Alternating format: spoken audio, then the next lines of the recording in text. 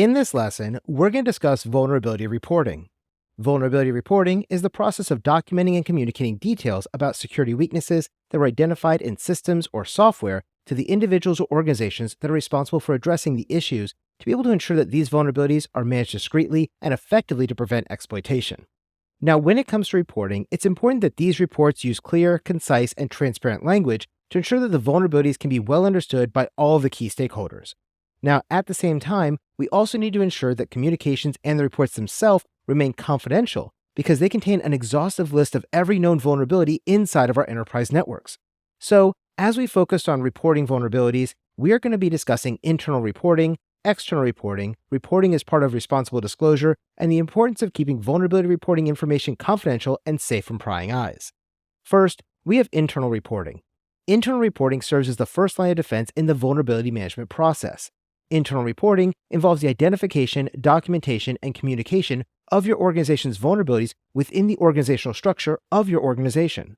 This kind of internal reporting may happen horizontally inside of your organization, where a cybersecurity analyst is providing the results of their vulnerability scans over to your system administrators so that those administrators can begin applying patches or reconfiguring your devices to remediate the vulnerabilities that were found by the analyst.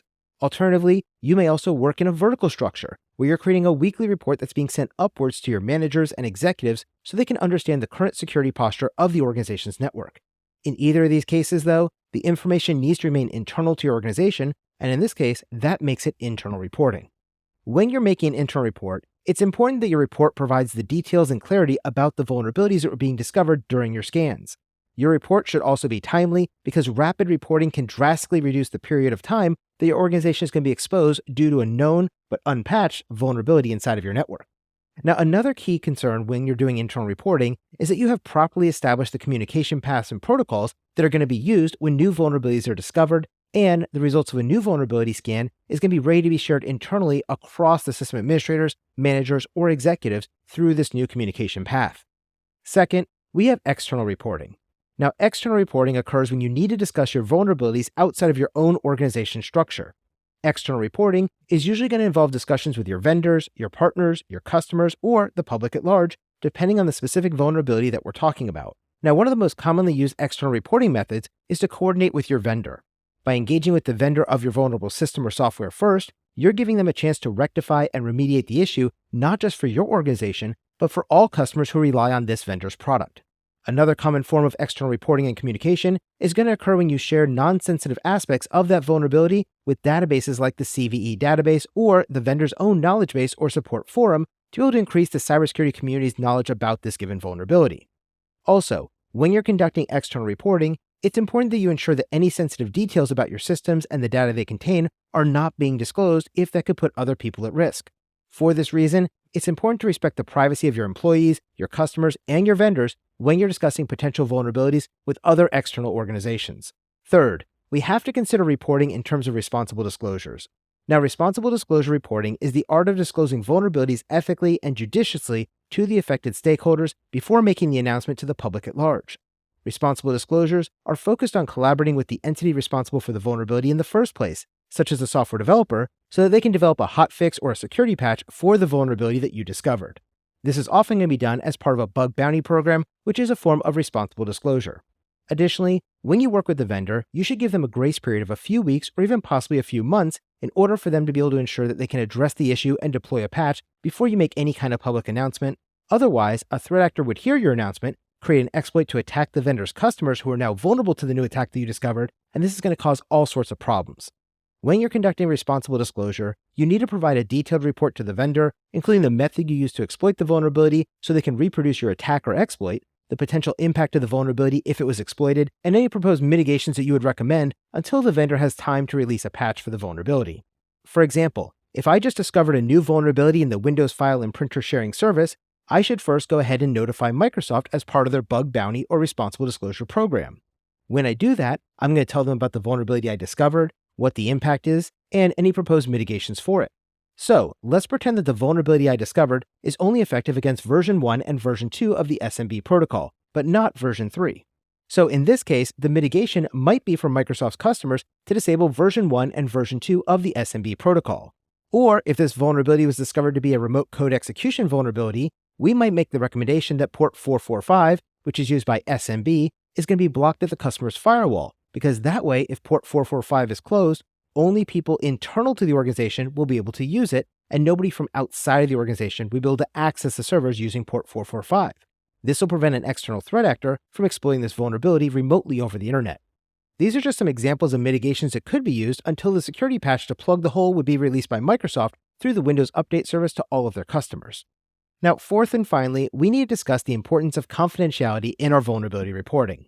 Confidentiality in our vulnerability reports really is a non-negotiable matter, because the details included in those reports are basically going to give the attacker everything they need in order to circumvent your organization's security appliances and defenses. Think about it like this. You just took the time to draw up some blueprints of your home and then document exactly where all the valuables are in your home. In addition to that, you listed all the security cameras you have, which doors are locked and which ones aren't, which windows are open and which ones aren't, all that kind of stuff. Now, as you're going to work, you accidentally dropped that blueprint on the street and I picked it up. Well, guess what? Now I know exactly how to break into your house and where all the valuables are located, right? Well, the same holds true with our vulnerability reports. After you conduct your vulnerability scans, the report is going to be generated and it's going to contain a list of every vulnerability in your networks, as well as every misconfiguration it finds. In the hands of a threat actor, this is a map that will tell them exactly how to break into your networks and wreak havoc all across your systems. So, when it comes to the confidentiality of your reports, you always want to make sure those reports are being encrypted, and you should use secure storage spaces online if you're going to give access to other people instead of just emailing it around. For example, I could create the report, encrypt it, and then upload it to a password-protected portion of our internal SharePoint or document repository, and then I can send that link by email to the people who need a copy of that report instead of emailing them the PDF of the report directly. This helps to ensure we have securely controlled access to the report instead of people forwarding that email internally or externally of our organization. Additionally, you also want to ensure that your report is only provided to those who have a need-to-know basis. Again, this is another reason why you want to put it on an internal SharePoint portal or other document repository that has access control rights. For example, an accountant who works at your organization probably doesn't need to see the detailed report of all your vulnerabilities, but your system administrators, they probably do because they're going to be patching those vulnerabilities, so they need to know they exist. On the other hand, your executives do have a vested interest and a need to know about the security posture of your network, but they probably don't need the fully detailed 300-page report of every vulnerability that exists in your network because they're not a system administrator and they're not going to be going line by line through the report to patch and mitigate them. Instead, these executives would rather have a 3 to 5 page executive summary of your organization's vulnerabilities that contains much less details and can be shared to a slightly larger audience while still being much easier for them to understand because it relies on summarized information and graphs to highlight your organization's current security posture. Now, it is very important that your reporting remains confidential. Otherwise, exploitation, reputational damage, and even legal repercussions could occur for your organization. After all, a malicious actor could use the report to exploit your disclosed vulnerabilities before they're patched by your system administrators, so we want to make sure we keep those unknown. If your vulnerability report gets posted on social media, for example, this would actually damage your reputation and have the public lose confidence in your organization's ability to securely protect its customers' data. Finally, if that report does get out, you may be subject to legal repercussions due to your existing contracts, industry regulations, or simply being sued by one of your customers if their data is getting exposed due to your negligence release of that vulnerability report, especially if you're working as an external auditor or cybersecurity consultant for that customer. So remember, vulnerability reporting is the last step, but a really important step inside of the organization's vulnerability management program. Vulnerability reporting is the process of documenting and communicating details about security weaknesses identified in software or systems to the individuals or organizations responsible for addressing the issue to ensure that these vulnerabilities are managed discreetly and effectively to prevent exploitation. This vulnerability reporting can be performed internally or externally, as well as part of a responsible disclosure program. Either way, though, your vulnerability reports must be kept encrypted to maintain their confidentiality, and they should only be shared with other people who have a need to know in terms of your organization's existing vulnerabilities and current security posture.